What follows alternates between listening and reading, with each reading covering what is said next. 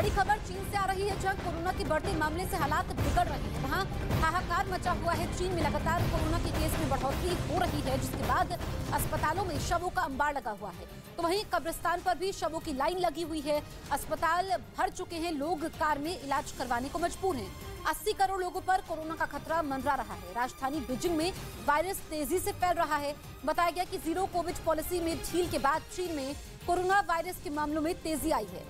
विशेषज्ञों का दावा है कि अगले 90 दिनों में चीन के 60% से अधिक आबादी के संक्रमित होने की संभावना है। वहीं चीन में बढ़ते कोरोना मामलों की वजह से विश्व बैंक ने 2022 में चीन के विकास दर को घटाकर 2.7% कर दिया है। तो चीन के अस्पतालों में व्यवस्था पूरी तरीके से चरमरा चुकी है। दरअसल 60% आबादी के संक्रमित होने की संभावना है। हालात बेकाबू हो चुके हैं। जो जीरो कोविड पॉलिसी में ढील दी गई, उसके बाद चीन में हालात बद से बदतर हो चुके हैं।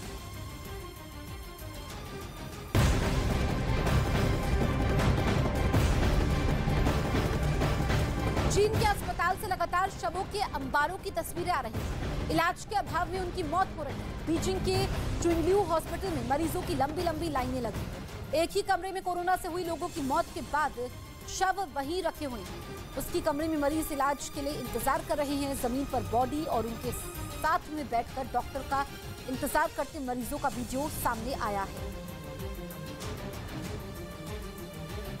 चीन में कोरोना के केस बेकाबू हो चुके हैं।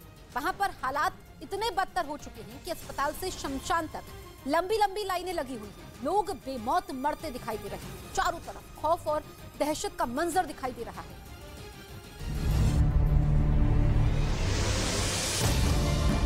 चीन में इस बार कोरोना का संक्रमण इतनी तेजी से फैला कि हेल्थ डिपार्टमेंट की सारी व्यवस्था ध्वस्त हो गई। बीजिंग के चुंगलियू हॉस्पिटल की तस्वीर देखिए। मरीजों की लंबी लंबी लाइनें लगी है। हालात ऐसे बन चुके हैं कि एक ही कमरे में कोरोना वायरस से मरे लोगों की बॉडी को रखा गया है और उसी कमरे में इलाज के लिए मरीज भी इंतजार करते दिखे, यानी मौत के मंजर के बीच मरीजों का इलाज। चीन में कोरोना विस्फोट की तस्दीक ये वीडियो भी कर रहा है। चीन के शहर हेनान प्रांत के एक शमशान घाट के बाहर शव ढोने वाली गाड़ियों की कतार देखी गई। हालात ऐसे बन चुके हैं कि शवों के अंतिम संस्कार के लिए 3 दिन का इंतजार करना पड़ रहा है। वहीं बीजिंग के सबसे बड़े बाबा ओशन फ्यूनरल हाउस की तस्वीरें देख लीजिए। यहाँ फ्यूनरल के लिए 20 दिनों की वेटिंग चल रही है। कम से कम 2000 शव फ्यूनरल के बाद किसी नए शव का नंबर लग रहा है। अपनों की फ्यूनरल के इंतजार में लोग फ्यूनरल हाउस के बाहर गाड़ियों में इंतजार कर रहे हैं। बीजिंग के डोंगजियाओ शमशान घाट में काम करने वाले लोगों के हवाले से दावा किया गया है कि देश में पिछले कुछ दिनों में दाह संस्कार में बढ़ोतरी हो गई है। अस्पताल में मरीजों की तादाद इतनी ज्यादा है कि फिजिकल डिस्टेंस भूलकर डॉक्टरों ने एक के पास एक मरीज को लिटाया हुआ है। बेड से लेकर फर्श तक कहीं भी खड़े होने तक की जगह नहीं है। अब जरा चीन के एक दूसरे अस्पताल की तस्वीर देखिए। यहाँ इलाज करवाने आया मरीज तेज बुखार की वजह से बेहोश होकर फर्श पर गिर पड़ा, लेकिन वहाँ खड़े लोगों में से ना कोई उसकी मदद के लिए आया, ना ही अस्पताल का कोई कर्मचारी उसे रेस्क्यू करने आया। चीन में कोरोना की दहशत ऐसी है कि लोग घरों में कैद हैं और जो निकल भी रहे हैं वो खुद को प्रोटेक्शन कवर के साथ निकलते दिखे। चीन के एक शहर से खौफ की एक और तस्वीर आई, जिसमें एक हताश परिवार अपने मासूम के इलाज के लिए तड़पता दिखा। एक माँ 42 दिन के जुड़वा बच्चों का इलाज नहीं करवा पा रही है। दोनों बच्चे संक्रमित हैं। उन्हें बुखार है, लेकिन बुखार की भी दवा नहीं मिल रही। बुखार कम करने के लिए माँ जतन करती दिखी, यानी ना तो दवा है, ना ही अस्पताल ले जाने के लिए एम्बुलेंस। कोविड प्रतिबंधों में ढील के बाद चीन में कोरोना वायरस के मामले स्पीड से बढ़ रहे हैं। हर दिन कोरोना के रिकॉर्ड मामले सामने आ रहे हैं, जिससे हड़कंप मचा हुआ है। चीन के प्रमुख शहरों के अस्पतालों में शवों का अंबार लग चुका है। चीन के लगभग अस्पतालों में बेड फुल हो चुके हैं। कोरोना वायरस के जांच केंद्रों पर लंबी लंबी लाइनें लगी हैं। लगातार हो रही मौतों के बाद कब्रिस्तानों के बाहर लंबी कतारें दिख रही हैं। चीन में शमशान घाटों पर भीड़ बढ़ चुकी है। अंतिम संस्कार के लिए वेटिंग लाइन है। चीन में मरीजों को इलाज नहीं मिल रहा है। अस्पतालों में बेड नहीं है, दवाओं की भी कमी है। अस्पतालों के बाहर लंबी लंबी लाइन है। लोग कार के अंदर भी इलाज करवाने को मजबूर हैं। तो ये चीन की दर्दनाक कहानी को 3 तस्वीरें बयां कर रही है। अस्पताल से लेकर के शमशान तक लंबी लाइनें हैं। वायरस के आगे चीन ने सरेंडर कर दिया है। लोग अपनी आंखों के सामने अपनों को मरते हुए देख रहे हैं।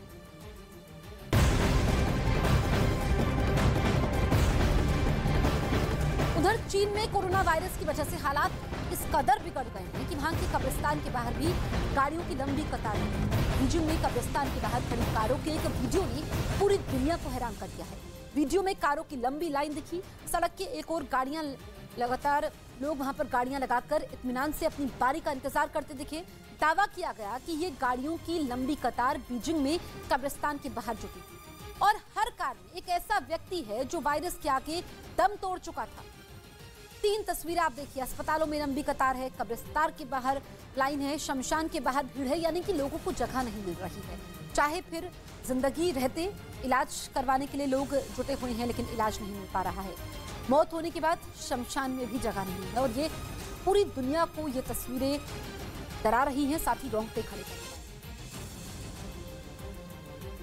चीन में हाहाकार मचा है। अमेरिका के एक रिसर्च इंस्टीट्यूट की रिपोर्ट के मुताबिक चीन में ये वायरस कोहराम मचाने वाला है, जिससे चीन की 60% आबादी और दुनिया के 10% लोग कोरोना से संक्रमित होंगे। इस दौरान इस वायरस से 10 लाख लोगों की मौत भी हो सकती है। चीन में चारों तरफ हड़कंप मचा है। ना तो अस्पतालों में जगह है, ना शमशान में और ना ही कब्रिस्तान में। इस बीच अमेरिका के एक रिसर्च इंस्टीट्यूट की चेतावनी के बाद चीन में और हड़कंप मच गया है। अमेरिकी साइंटिस्ट और महामारी विशेषज्ञ ने भी कोरोना को लेकर बड़ी चेतावनी दी है। अमेरिकी साइंटिस्ट ने अपनी रिपोर्ट में दावा किया कि अगले 3 महीनों में कोरोना का बहुत बड़ा विस्फोट होगा और चीन की आबादी का करीब 60% और दुनिया के 10% लोग कोरोना वायरस की चपेट में आएंगे। इस बीच कोरोना वायरस करीब 10 लाख लोगों की जिंदगी खत्म कर देगा। रिपोर्ट के मुताबिक चीन में अप्रैल की शुरुआत में कोरोना अपने पीक पर होगा और उस समय तक मौतों की संख्या 3.5 लाख तक पहुंच सकती है। चीन में कोरोना के बढ़ते केस के पीछे जिनपिंग सरकार का एक फैसला भी है। जब से जिनपिंग की सरकार ने जीरो कोविड पॉलिसी में ढील दी है, तभी से कोरोना के केस बढ़ने लगे और देखते ही देखते कोरोना विस्फोट हो गया और इसे काबू करने में चीन की सरकार नाकाम हो चुकी है। कोरोना से सबसे ज्यादा खतरा बुजुर्गों को है और चीन के लिए भी यहाँ चिंता बन सकता है, क्योंकि अभी बहुत से बुजुर्गों का वैक्सीनेशन नहीं हुआ है। 65 साल की उम्र पार कर चुके लोगों में से महज 10% लोगों ने टीका लगवाया है, जबकि चीन में अभी तक सिर्फ 38% लोगों को वैक्सीन लगी है। अगर कोरोना की वैक्सीन सबको लगी होती तो ये हाल नहीं होता। यानी यहाँ भी जिनपिंग का वो झूठ पकड़ा गया जिसमें उन्होंने 90% लोगों को वैक्सीन लगने का दावा किया था। इस बीच एक आंकड़ा तो ये भी सामने आया है कि इस समय चीन में कोरोना संक्रमित 18 अन्य लोगों को संक्रमित कर रहा है। ऐसे में कोरोना की रफ्तार काफी तेज हो गई है और इसे रोकना किसी के लिए भी मुमकिन साबित नहीं हो रहा है। बताया गया कि ओमिक्रॉन का सब वेरिएंट इस समय चीन में तबाही मचा रहा है, क्योंकि कोरोना वायरस BF.7 बहुत खतरनाक है।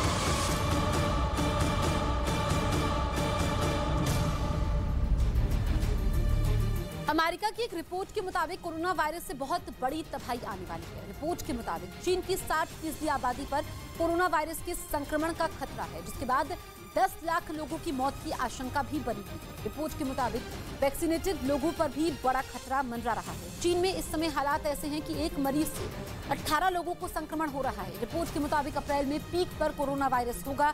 चीन में इस समय ओमिक्रॉन के सब वेरिएंट का कहर बरपा हुआ है। ओमिक्रॉन का सब वेरिएंट BF.7 बहुत खतरनाक है, क्योंकि BF.7 का इंक्यूबेशन पीरियड बहुत ही कम होता है। चीन में कोरोना से कोहराम मचा हुआ है। चीन के कई शहरों में वायरस का विस्फोट हुआ है, जिसके बाद कोरोना के मामलों में बढ़ोतरी हुई है। अस्पतालों में मरीजों की लाइनें लगी हुई हैं। कोरोना से लोगों की मौत लगातार हो रही है। हालात इतने बिगड़ गए हैं कि कब्रिस्तान के बाहर लाइन लगी हुई है। दूसरी ओर लोग दवाओं का स्टॉक जमा कर रहे हैं, जिसकी वजह से दवाओं की भी किल्लत हो गई है।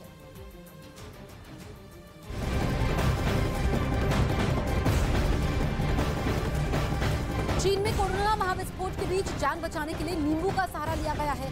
चीन में नींबू की मांग बढ़ चुकी है। खबर है कि बीजिंग और शंघाई में नींबू की मांग बढ़ी है। चीन के लोग वैक्सीन के बजाय घरेलू नुस्खों को ज्यादा तरजीह दे रहे हैं।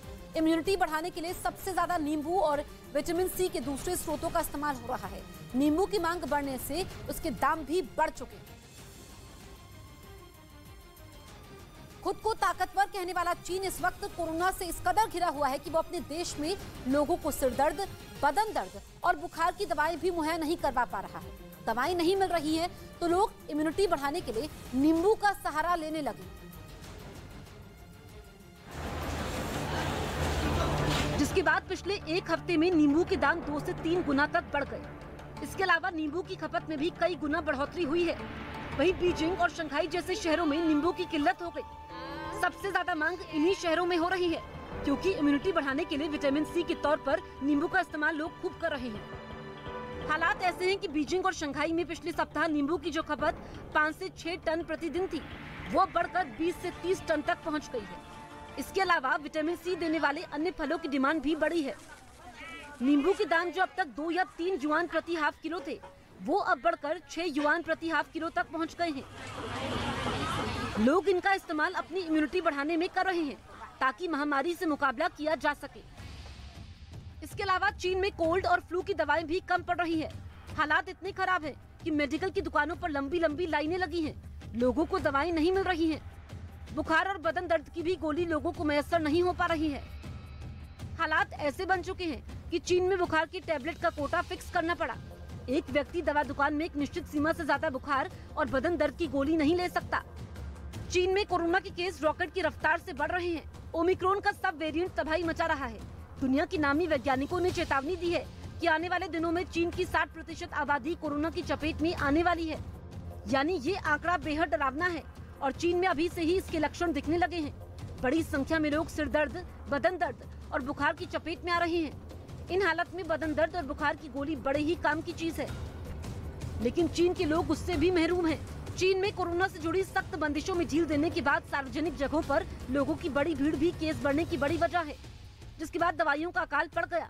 दवा की दुकानों पर लंबी लंबी कतारें खड़ी हो गई, तो कई जगहों पर लोग दर दर भटकने के लिए मजबूर हो गए। न्यू वर्ल्ड ऑर्डर का लीडर बनने का दावा करने वाला चीन कोरोना से इस कदर घिर चुका है कि वो अब दवा उपलब्ध नहीं कर पा रहा है। इस बीच चीन की आधिकारिक मीडिया ने दावा किया कि जल्द ही बुखार की दवाओं की सप्लाई करवाई जाएगी। चीन में कोरोना के बढ़ते केस के बाद चारों तरफ हाहाकार मचा हुआ है। सबसे ज्यादा परेशानी दवाओं को लेकर है। चीन में कोरोना के केस बढ़ने के बाद दवाओं की किल्लत हो गई है। हालात ऐसे बन गए हैं कि लोगों को सर्दी और फ्लू की दवाएं नहीं मिल पा रही है। चीन में लोग इम्यूनिटी बढ़ाने के लिए नींबू का सहारा ले रहे हैं, जिसके बाद नींबू की मांग काफी ज्यादा बढ़ चुकी है।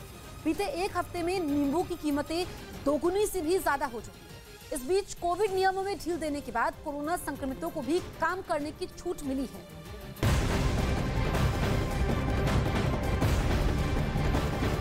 चीन में कोरोना के मामले बढ़ने के बाद हॉस्पिटल से लेकर कब्रिस्तान तक लाइन लगी। यही हालात दवाई की दुकानों पर भी है। हालात इस कदर बिगड़ चुके हैं कि चीन में अब दवाइयों की किल्लत हो गई है। चीन में हालात इस कदर बेकाबू हैं कि वहां बीमार लोगों को दवाएं तक नहीं मिल रही है। घबराए हुए लोग दवाओं का स्टॉक जमा करने में जुटे हुए हैं, जिसके बाद दवाइयों की कीमत आसमान छू रही है। वहीं दावा किया गया है कि मेडिकल सप्लाई के लिए फार्मास्यूटिकल कंपनी लगातार काम कर रही है। 3 तस्वीरें आपके सामने हैं। इन तस्वीरों में आप चीन में कोरोना से मचे हाहाकार को देख सकते हैं। स्थिति क्या है, लोगों का हाल क्या है, लोगों का संसार उजड़ रहा है। कोरोना इस वक्त भयावह रूप में है चीन में और स्थिति आउट ऑफ कंट्रोल हो चुकी है। कोरोना को कैसे रोकेगा ड्रैगन, ये सवाल अब हर किसी के जहन में है। लेखक मनोज मुंतशिर ने इशारों में राहुल गांधी पर निशाना साधा। भोपाल में एक कार्यक्रम के दौरान उन्होंने ये बयान दिया और राहुल गांधी का नाम लिए बिना चीन पर दिए गए उनके बयान पर गुस्सा जताया कि विदेशी माता से पैदा हुआ पुत्र कभी राष्ट्रभक्त नहीं हो सकता। साथियों, प्रॉब्लम डीएनए का है। उत्तर प्रदेश के मथुरा से चौंकाने वाला एक मामला सामने आया। वहां दक्षिण भारतीय फिल्म पुष्पा की तरह चंदन की लकड़ी की तस्करी करने वाले कुछ आरोपियों को पुलिस ने गिरफ्तार कर लिया और उनके पास से 550 किलो से ज्यादा चंदन की लकड़ी बरामद की, जिसकी कीमत करीब 1 करोड़ रुपए बताई गई। रेड सैंडल की स्मगलिंग करने वाले एक गिरोह पकड़ा गया है। पुलिस के मुताबिक आरोपियों ने दक्षिण भारतीय फिल्म पुष्पा देखने के बाद चंदन की लकड़ी की तस्करी का प्लान बनाया, जिसके बाद वो आंध्र प्रदेश से लकड़ी लाकर देश के अलग अलग राज्यों में बेचने लगे। हालांकि खुफिया जानकारी के आधार पर पुलिस ने जब उनकी गाड़ियों की तलाशी ली तो उनमें 550 किलो से ज्यादा चंदन की लकड़ी बरामद हुई, जिसकी तस्करी के आरोप में 7 तस्करों को गिरफ्तार कर लिया गया। वहीं 4 आरोपी मौका पाकर वहां से फरार हो गए। राजस्थान के अलवर जिले में राहुल गांधी की भारत जोड़ो यात्रा के समय ड्यूटी में आए पुलिसकर्मियों पर हमला हुआ। देर रात बदमाशों ने पुलिसकर्मियों के कैंप पर हमला कर दिया। अंबेडकर नगर स्थित सामुदायिक भवन में बीकानेर जिले के पुलिसकर्मियों पर हमला हुआ। नाइट स्टे कैंप पर बदमाशों के हमले में 4 पुलिसकर्मियों को चोट आई, जिनमें सलेम मोहम्मद यूनुस नाम के हेड कांस्टेबल को गंभीर हालत में जयपुर रेफर किया गया, जबकि अन्य 3 को प्राथमिक उपचार के बाद वापस भेज दिया गया। जिस सामुदायिक भवन में बदमाशों ने हमला किया वहां 65 पुलिसकर्मी रुके हुए थे। हमले के बाद सभी पुलिसकर्मियों को रात में ही दूसरी जगह शिफ्ट किया गया। अलवर एसपी तेजस्वी गौतम ने घटना की पुष्टि की है।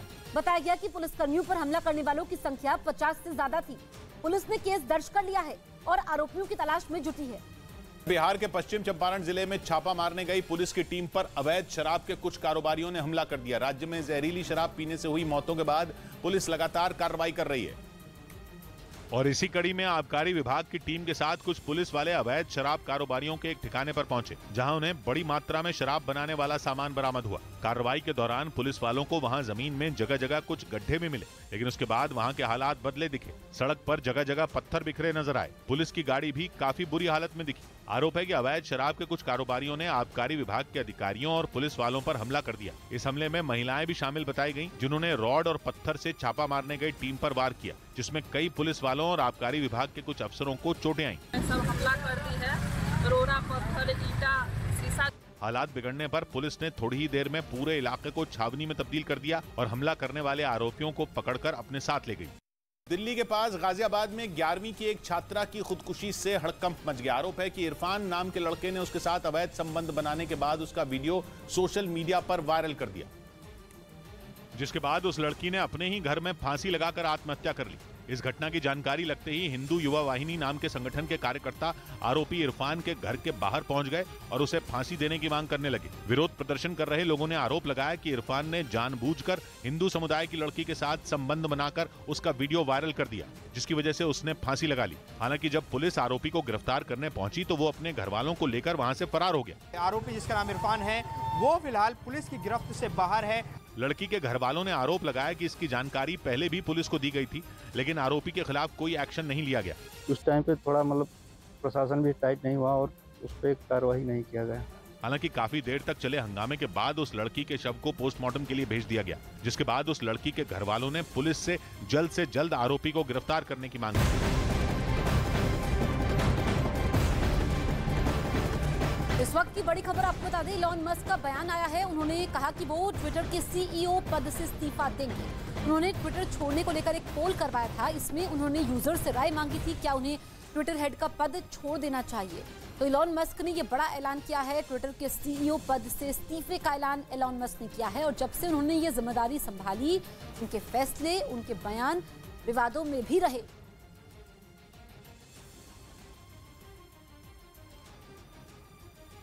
अर्जेंटीना में जीत का जश्न जारी है। लाखों प्रशंसक चैंपियंस की एक झलक पाने को बेताब है, लेकिन इस बीच सेलिब्रेशन परेड को अचानक छोटा किया गया, क्योंकि अर्जेंटीना के चाहने वाले सड़कों पर छाए हुए हैं। सड़क, हाईवे, एक्सप्रेसवे, हर जगह फैन का सैलाब नजर आ रहा है। तो ये तस्वीरें ब्यूनस आयरेस से सामने आई है, जहां पर अर्जेंटीना फुटबॉल चैंपियन, और जैसे ही उनके सितारे पहुंचे, लोग यहां पर जुटे हुए थे, घंटों इंतजार कर रहे थे जो सेलिब्रेशन परेड वहां पर होने वाली थी, क्योंकि अर्जेंटीना में हर नागरिक जश्न में डूबा हुआ है। उनके लिए ये जीत, ये तोहफा, वर्ल्ड चैंपियन बनना अर्जेंटीना का, ये किसी सपने से कम नहीं है। और ऐसे में जब उनके खिलाड़ियों की वतन वापसी हुई, यहाँ पर सेलिब्रेशन हो रहा था, तो वो एक झलक पाने के लिए घंटों इंतजार कर रहे थे। ऐसे में देखिए कि ये जो परेड निकाली जा रही थी, इसमें गाड़ी का चलना मुश्किल हो रहा था। अर्जेंटीना के फ्लैग्स थे और लोगों का जोश हाई है। अभी तक सेलिब्रेशन हो रहा है जीत के बाद, और कुछ लोग वहाँ पर भावुक भी नजर आए। सड़कों पर जन सैलाब उमड़ पड़ा और जीत का जश्न अभी भी वहाँ पर जारी है। तो यहाँ पर ये आप देखिए कि किस तरीके से लियोन मेसी, जो कि हीरो हैं इस जीत के, और उसके बाद से ही लोग तारीफों के पुल बांध रहे हैं, अलग अलग तरीके से अपनी खुशी का इजहार कर रहे हैं। मध्य प्रदेश के मुरैना जिले से हैरान करने वाला एक वीडियो सामने आया, जिसमें 2 लड़के सरेआम फायरिंग करते दिखाई दिए। वीडियो में रात के अंधेरे में 2 लड़के घर के बाहर फायरिंग करते दिखे। दोनों लड़कों ने बारी बारी से एक के बाद एक कई राउंड फायरिंग की। इस बीच जब उधर से गुजर रहे एक आदमी को भी लड़कों ने धमकी दी और उसके बाद फिर से फायरिंग की। फायरिंग की आवाज सुनकर जब मोहल्ले के लोग बाहर निकले तो एक लड़का उन्हें वहां से जाने की धमकी देता दिखा और फिर सड़क से पत्थर उठाकर उन पर हमला करता दिखा। फायरिंग की पूरी वारदात इलाके में लगे एक सीसीटीवी कैमरे में रिकॉर्ड हुई। बताया गया कि दोनों ने इलाके में रहने वाली एक छात्रा को डराने के लिए उसके घर के बाहर फायरिंग की। कई राउंड फायरिंग से इलाके में दहशत फैल गई और लोग जब घरों से बाहर निकलने लगे तो आरोपी लड़के फायरिंग करते हुए फरार हो गए। सीसीटीवी वीडियो के आधार पर पुलिस ने दोनों आरोपियों को गिरफ्तार किया है। यूपी में पूर्व मंत्री पर हमले के 29 साल पुराने मामले में बीजेपी सांसद बृजभूषण सिंह समेत 3 आरोपी बरी हो गए। ये मामला गोंडा के बल्लीपुर में समाजवादी पार्टी के नेता और पूर्व मंत्री विनोद सिंह पर जानलेवा हमले से जुड़ा था। जिस पर फैसला सुनाते हुए एमपी एमएलए कोर्ट ने आरोपी बृजभूषण सिंह और उनके 2 साथियों को सबूतों के अभाव में बरी कर दिया। आरोप था कि 1993 में समाजवादी पार्टी के नेता के घर पर अंधाधुंध गोलियां चलाई गई थीं। पंजाबी सिंगर जैजी बी का ट्विटर अकाउंट सस्पेंड कर दिया गया। खबर है कि कानूनी नोटिस की वजह से उनके ट्विटर अकाउंट को सस्पेंड किया गया। हालांकि यह फैसला सिर्फ भारत में ही लागू होगा, यानी जैजी बी का ट्विटर अकाउंट सिर्फ भारत में सस्पेंड रहेगा। किसान आंदोलन के दौरान उन्होंने ट्वीट के जरिए दुनिया भर में किसानों की बात पहुंचाई थी। उस आंदोलन में शामिल रहे जैजी बी तीसरे कलाकार हैं जिन पर कार्रवाई हुई। इससे पहले रणजीत बाबा और कंवर ग्रेवाल पर इनकम टैक्स विभाग ने एक दिन पहले छापे मारे थे। इधर कर्नाटक के गदग में सरकारी स्कूल के एक टीचर ने 10 साल के एक बच्चे को स्कूल की पहली मंजिल से फेंक दिया। टीचर पर आरोप है कि उसने बच्चे की पहले पिटाई की और फिर उसे स्कूल की पहली मंजिल से नीचे फेंक दिया। आनंद फानन में बच्चे को अस्पताल पहुंचाया गया, जहां उसने इलाज के दौरान दम तोड़ दिया। टीचर ने बच्चे की मां पर भी हमला किया, जो उसी स्कूल में टीचर है। घटना की सूचना मिलते ही पुलिस आरोपी टीचर की तलाश में जुट गई।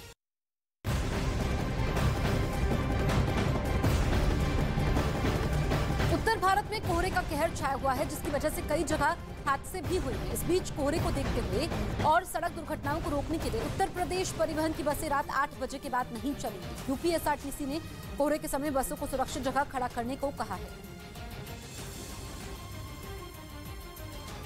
लखनऊ में कोहरा छाया हुआ है, लेकिन विजिबिलिटी अच्छी है। लखनऊ आगरा एक्सप्रेसवे से हमारे सहयोगी अमित सिंह की ये रिपोर्ट आप देखिए।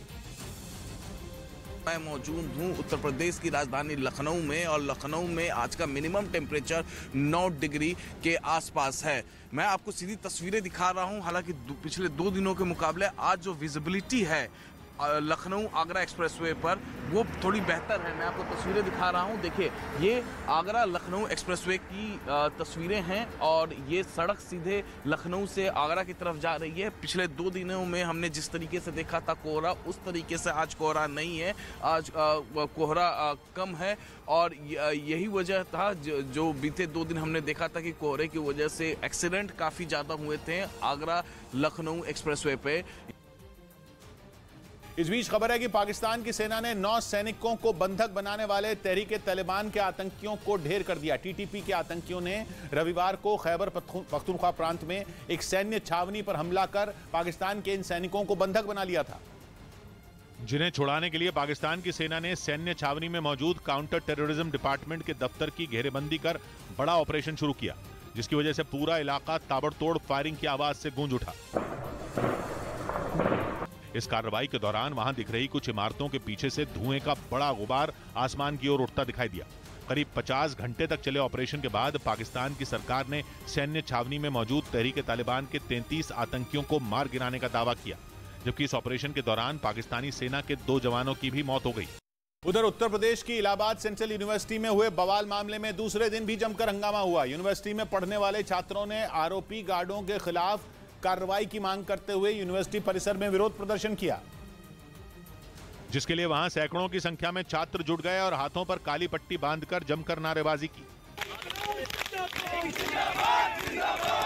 इलाहाबाद यूनिवर्सिटी के पूर्व छात्र नेता विवेकानंद पाठक की तरफ से करीब 50 लोगों के खिलाफ एफआईआर भी दर्ज कराई गई। साथ ही छात्रों ने चेतावनी दी कि अगर उनकी मांग नहीं मानी गई तो ये आंदोलन यूनिवर्सिटी कैंपस तक ही सीमित नहीं रहेगा।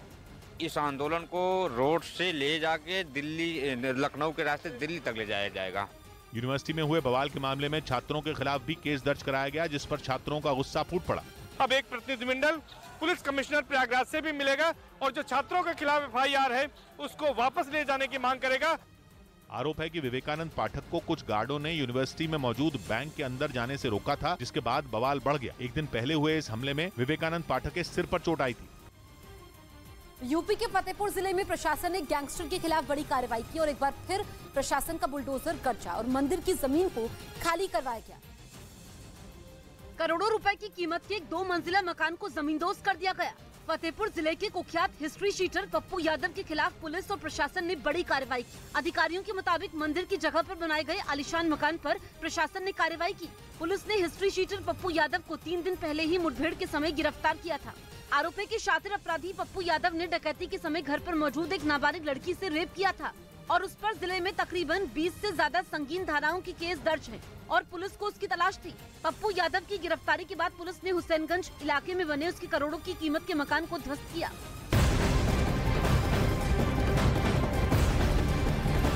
अमेरिका की कैलिफोर्निया से आ रही है बड़ी खबर, जहां भूकंप के तेज झटके महसूस किए गए हैं। कैलिफोर्निया में 6.4 तीव्रता का भूकंप आया है। खबर यह है कि भूकंप की वजह से 11 लोग जख्मी हुए हैं, कई इमारतों को भी नुकसान पहुंचा है। तो ये तस्वीरें आप देख सकते हैं, भूकंप से नुकसान पहुंचा है। कैलिफोर्निया में भूकंप के तेज झटके महसूस किए गए हैं और इमारतों को नुकसान पहुंचा है। इसकी तीव्रता 6.4 मापी गई है और जब भी 5 तीव्रता से ऊपर का भूकंप आता है तो नुकसान होता है। 10 से ज्यादा लोगों के घायल होने की खबर है। शुरुआती जानकारी मिल रही है और लोग डरे सहमे इसलिए हैं क्योंकि जब भी भूकंप आता है उसके बाद इसके आफ्टर इफेक्ट्स होते हैं। आफ्टर इफेक्ट्स की वजह से लोग डरे हुए हैं कि फिर से भूकंप आएगा, लेकिन इस वक्त स्थिति यह है कि पूरे इलाके की बिजली गुल है।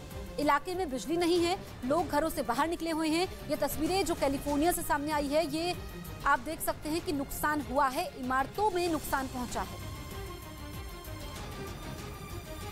इधर महाराष्ट्र के अमरावती में उमेश कोल्हे हत्याकांड के आरोपियों के तबलीगी जमात से जुड़े होने की बात सामने आई। कोर्ट में दाखिल एनआईए की चार्जशीट में इसका जिक्र किया गया और बताया गया कि जिन आरोपियों ने उमेश कोल्हे की हत्या की वो तबलीगी जमात से जुड़े थे। इसी साल जून महीने में 21 तारीख को उमेश कोल्हे की हत्या हुई थी। उन्होंने बीजेपी नेता नुपुर शर्मा के समर्थन में सोशल मीडिया पर एक पोस्ट की थी। आरोप है कि इसी से नाराज लोगों ने उन्हें मारा था। इस बीच दिल्ली पुलिस ने एक फर्जी आईपीएस अधिकारी को गिरफ्तार कर लिया। पकड़ा गया आरोपी 8वीं फेल है और दिल्ली के मुखर्जी नगर इलाके में उसकी चाय की दुकान है। जहां यूपीएससी की सिविल सेवा परीक्षा की तैयारी करने वाले छात्र चाय पीने आते थे, उन छात्रों से प्रभावित होकर उसने सोशल मीडिया पर अपने प्रोफाइल में खुद को आईपीएस अधिकारी विकास यादव बताया। यही नहीं, आरोप है कि उसने 50 महिलाओं को भी अपनी ठगी का शिकार बनाया। बाद में संजय गांधी अस्पताल की एक महिला डॉक्टर की शिकायत पर उसे गिरफ्तार कर लिया गया। इधर बांग्लादेश के खिलाफ दोहरा शतक जड़ने वाले ईशान किशन ने अपने एक समर्थक को महेंद्र सिंह धोनी के ऑटोग्राफ के ऊपर ऑटोग्राफ देने से इनकार कर दिया, जिसका एक वीडियो भी सामने आया, जिसमें उनका एक समर्थक मोबाइल फोन के कवर पर ऑटोग्राफ मांगता नजर आया। लेकिन जब उन्होंने उस पर महेंद्र सिंह धोनी का ऑटोग्राफ देखा तो वहां ऑटोग्राफ देने से मना कर दिया। भाई का सिग्नेचर है, अभी हम लोग उतना पहुंचे नहीं है वहां पे। हालांकि बाद में उन्होंने धोनी के ऑटोग्राफ के नीचे उसे ऑटोग्राफ दे दिया।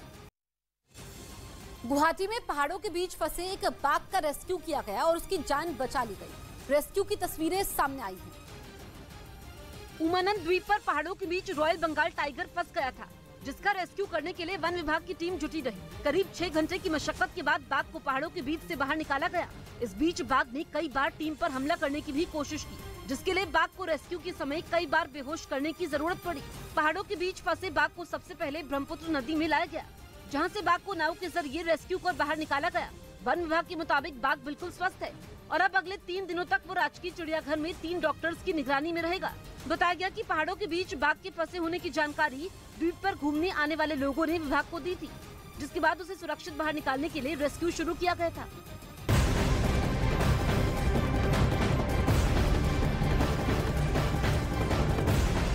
एलएसी पर चीन से तनातनी के बीच चीनी सामानों का बहिष्कार किया जा रहा है। आज chamber of trade and industry चीनी सामानों की होली जलाएगा। करीब सुबह 11 बजे करोल बाग में चीनी सामानों की होली जलाई जाएगी। साथ ही 50 बड़े बाजारों के व्यापारी नेता चीनी उत्पादों के बहिष्कार की शपथ भी लेंगे। गौरतलब है कि अरुणाचल प्रदेश के तवांग में भारत और चीन सेना के बीच हुई झड़प के बाद सीटीआई वहां के उत्पादों का विरोध कर रही है। दुनिया भर में अपनी बेइज्जती कराने वाले पाकिस्तान को एक बार फिर मुंह की खानी पड़ी, क्योंकि रूस ने पाकिस्तान को उस कीमत पर कच्चा तेल देने से साफ इनकार कर दिया जिस पर वो भारत को बेच रहा है। जबकि 2 हफ्ते पहले ही पाकिस्तान ने रूस से डिस्काउंट पर तेल खरीदने का ऐलान किया था, लेकिन अब पाकिस्तान के विदेश मंत्री बिलावल भुट्टो ने ही रूस से सस्ता तेल आयात करने की बात से इनकार कर दिया। हालांकि पाकिस्तान को यह फैसला अपनी मर्जी से नहीं बल्कि मजबूरी में लेना पड़ा, क्योंकि रूस ने पाकिस्तान को उस कीमत पर तेल बेचने से मना कर दिया जिस पर वो भारत को दे रहा है। असल में 29 नवंबर को बिलावल भुट्टो तेल का सौदा करने रूस गए थे। उनके दौरे के बाद 5 सितंबर को इस्लामाबाद में पेट्रोलियम मंत्री मुजद्दिक मलिक ने यह ऐलान किया था कि रूस पाकिस्तान को कम कीमत पर कच्चा तेल देगा, लेकिन रूस ने भारत की तरह डिस्काउंट पर कच्चा तेल देने की बात से इनकार कर पाकिस्तान को आईना दिखा दिया।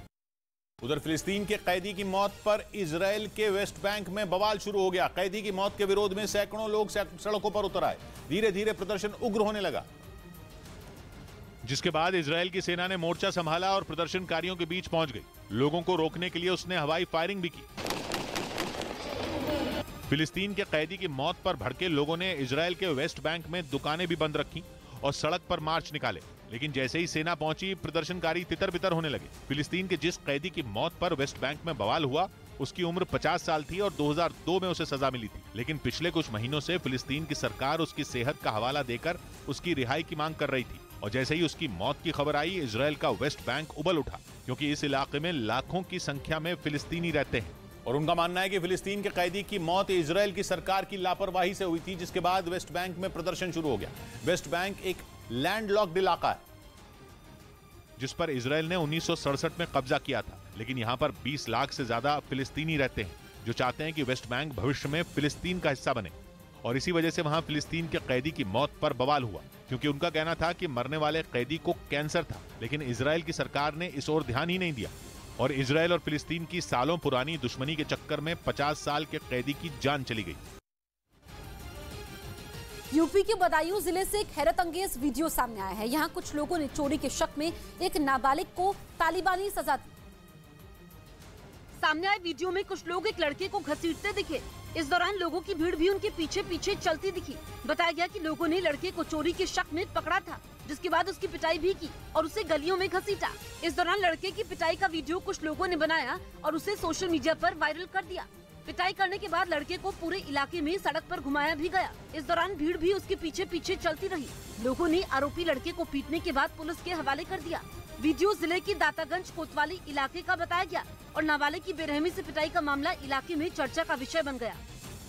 इस बीच इंग्लैंड क्रिकेट टीम के मुख्य कोच ब्रेंडन मैकलम का एक वीडियो सोशल मीडिया पर वायरल हो गया, जिसमें वो क्रिकेट स्टेडियम में लगे जाल के ऊपर चढ़कर अपने एक प्रशंसक की टी-शर्ट उतारते दिखाई दिए, जिसे देखकर हर कोई हैरान रह गया, क्योंकि स्टेडियम में लगे जाल की ऊंचाई 12 फीट थी। सामने आए वीडियो में उनका प्रशंसक जाल में फंसी अपनी टी-शर्ट को डंडे की मदद से उतारता दिखाई दिया, लेकिन तभी वहां बाउंड्री लाइन पर खड़े ब्रेंडन मैकलम की नजर उस पर पड़ी, जिसके बाद उन्होंने खुद जाल पर चढ़कर टी-शर्ट को उससे उतारा और अपने प्रशंसक की तरफ फेंक दिया। मैकलम को इतनी तेजी से जाल पर चढ़ता देख हर कोई दंग रह गया। वायरल हो रहा वीडियो कराची के नेशनल स्टेडियम का बताया गया।